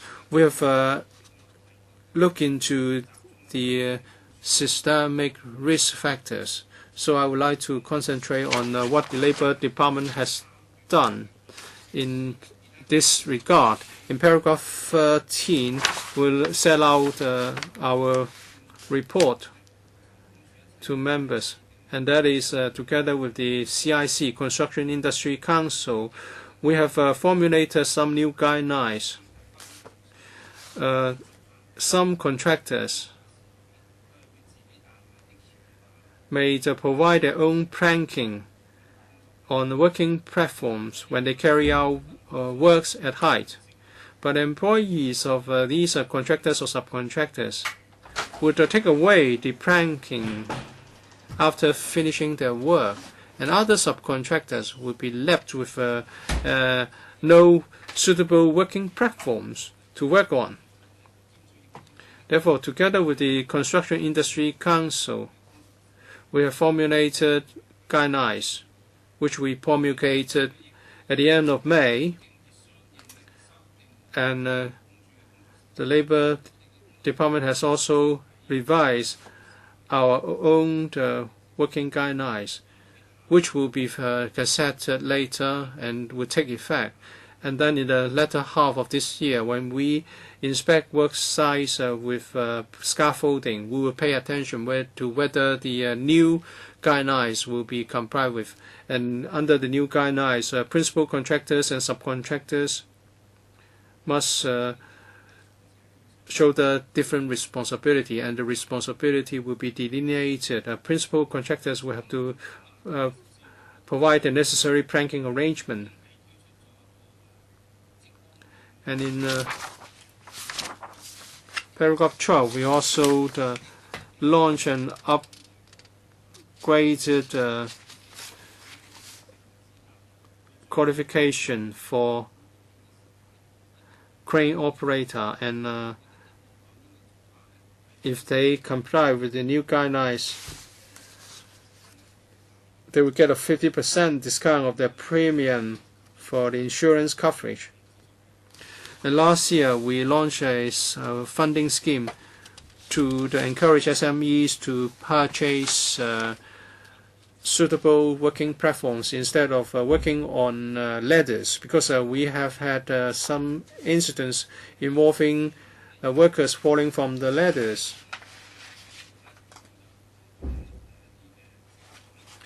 And all along, we have been providing additional information to the court because of previous concern expressed by this council on the penalties of meted out to offenders. We have pointed out that there's an increasing trend in accidents involving works at height, and we have noted that recently the court has increased the fines from $10,000 to 6-digit figures. And then I'll later ask my assistant commissioner to talk about container yards. And lastly, in April, we launched our promotion efforts and inspection rounds to prevent heat stroke. We paid more than 10,000 visits to construction sites and container yards to advise employers to take suitable measures to prevent heat stroke during the summer months. If I may, I would like to defer now to my assistant commissioner to talk about container yards.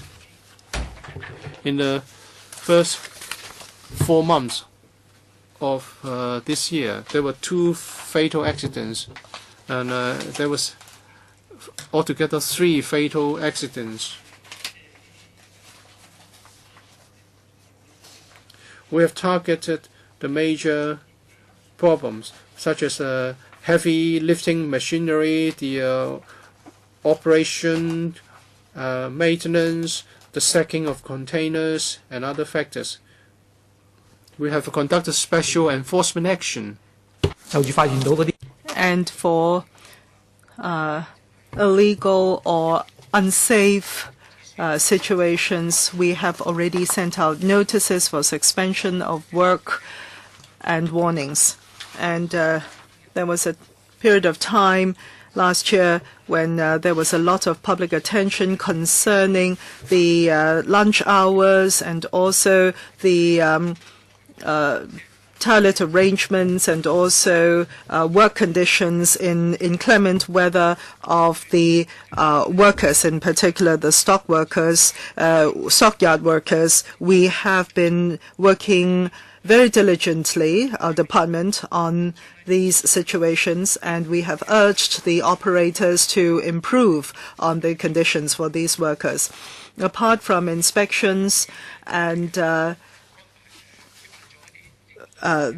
work described just now on education, we have also organized a number of seminars for the workers in the sectors and in the sector, and we have talked to them in the seminars about training of new people who have just entered the sector, and also the heavy machinery operation, and also the injuries of the workers in conducting their work.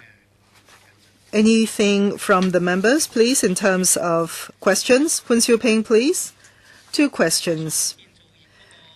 For construction sector, the injuries and fatality rate is really something of concern to us. As the administration had mentioned just now, you have inspections and other works carried out on site. I would like to follow up with a question. The efficacy of such work in the construction sector in lowering injuries and fatalities. I would like to ask, from past experience, from June to September, during the warm months, these are particularly dangerous months. I would like to know whether the administration has particular measures instituted in these months, and also for the container terminals during these typhoon months. What are some of the measures that will be put in? Now, there are 3 fatalities in the container terminals. I would like to know whether these are indeed about maintenance or lack of maintenance of the machinery, and if so, how would the administration follow up so as to avoid such unfortunate incidents from happening again? Yes, if I can talk about the heat stroke question, and then for the container terminal, my colleague will answer the question. Now, Mr. Poon asked about the efficacy of the measures.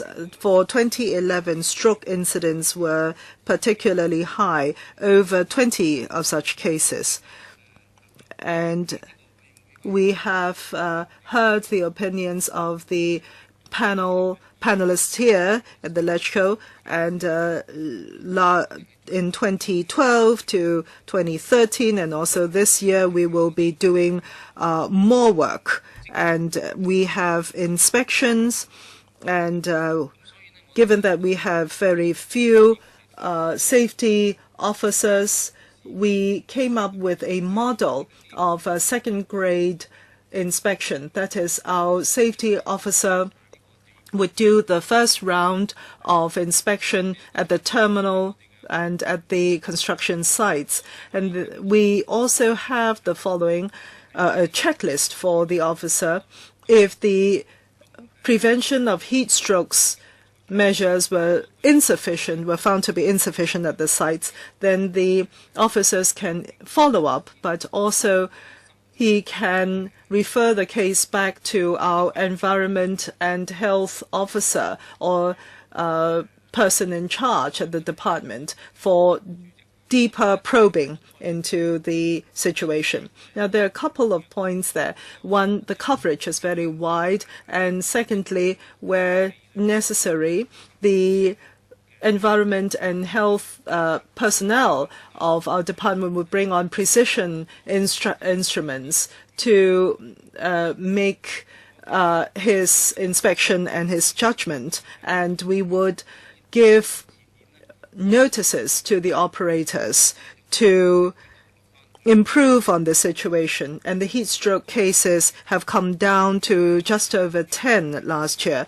This year, we will continue to carry out such work. As for typhoon measures at the container terminals, last year we have had meetings with the operators of these terminals. Perhaps the Assistant Director can answer the question. Yes, indeed. Thank you, Chair.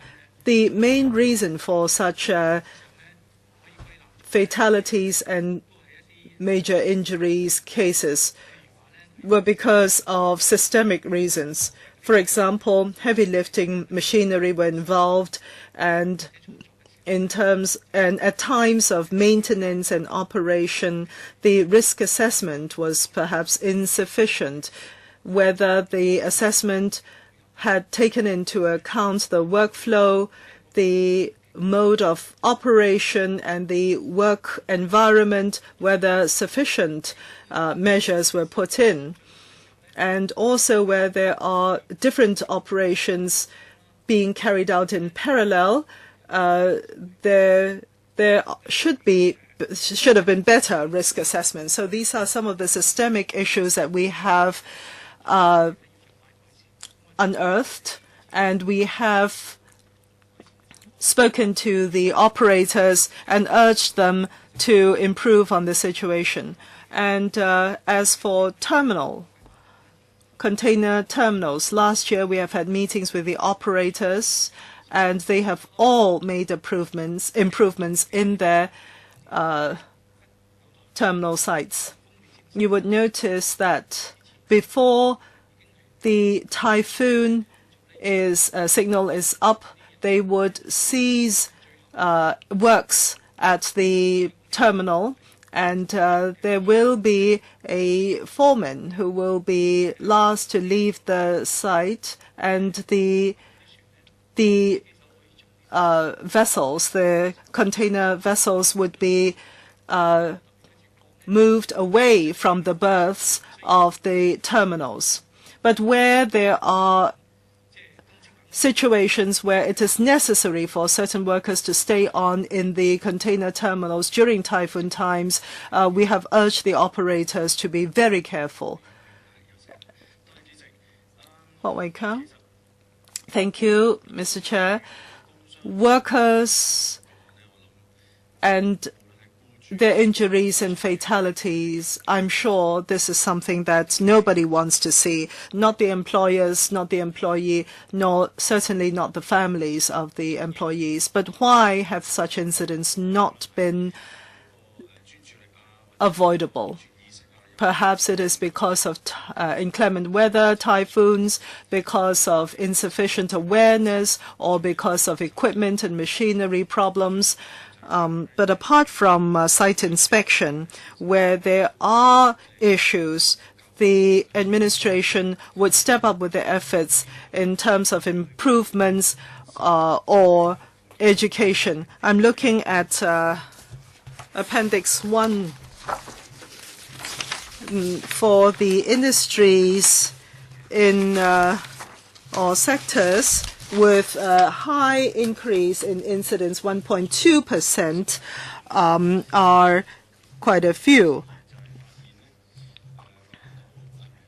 And we have a rail affairs subcommittee, and there are 5 lines of the MTRC which will be delayed in their works, and they will be stepping up with the progress. So in terms of electricity, gas, and waste management, which is standing at an increase of 11.8% in terms of incidents, I would like to know how you will forestall any further increase of such industrial accidents in this sector. That is for electricity, gas, and waste management. Well, Mr. Chair, in fact, this description of the section is rather broad. We are really talking about 2 fatalities in that section. In major, it is about waste management sites and maintenance sites. The fatalities took place there. For waste management, I have to be honest. In fact, for the Labor Department, it is very difficult to make enforcement actions there. First of all, because these sites are very small, and secondly, they are very dispersed location-wise. And also, they are low-cost operations, these waste management sites, and therefore their level and standards for safety is relatively low. The Labor Department will continue with our inspections, with our enforcement, and with our education. But given that they are very dispersed in locality, and given that, we are thinking that we should have certain plans and schemes for these waste management sites to have more motivation in stepping up with their safety measures. One of which is, as I have mentioned early in my presentation, that there should be put into place a scheme whereby the labor insurance premium would be slashed, actually by 50%. $100 per year is the worker work insurance. And if there are 4 to 5 workers for bamboo scaffolding work, for instance, then it will be quite substantial, probably to the tune of 250,000 or 200,000 savings. If there are incidents that operate on the site, this premium concession would be taken off again. So rather than to chase after the mice by the cat, so to speak, we should incentivize the operators so that they will automatically and willingly live up to the standards. So we are talking to the relevant departments about this possible scheme. And if possible, we would want to be able to treat the problem at its roots. As regards MTRC projects and associated occupational safety and health issues, I'll ask the Assistant Commissioner to tell members about the liaison we have with the senior management of MTRC.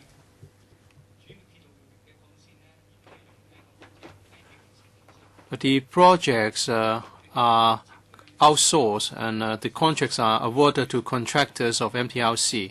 Apart from inspection to the contractors' work sites, we also ask the MTRC for assistance at a high level. So we have regular meetings. Every 6 months or so, we'll have a meeting with MTRC management, and then we'll take follow-up action to see if they have been able to ask their contractors to do things that are requested. We'll look at the causes of past incidents. We'll look at the main causes. For example, last year, many accidents were caused during tunneling. There are inadequacies, systemic inadequacies in monitoring the entry and of people, and whether the movement of the equipment would injure workers, and whether falling rocks can be prevented from injuring workers. We ask MTRC to urge their contractors to make improvements. We have seen quite good results, but we still need to step up inspections. So earlier this year, we conducted special campaigns. And recently, works at height and lifting operations are still the causes of concern, and improvement is still needed. Very shortly, we'll be having another meeting with MTRC to take a look at how we can make further improvements in respect of such high-risk operations. Questions from members? If not, that wraps up the discussion on this item. Thank you for coming. AOB, we have nothing under AOB. So meeting's adjourned now.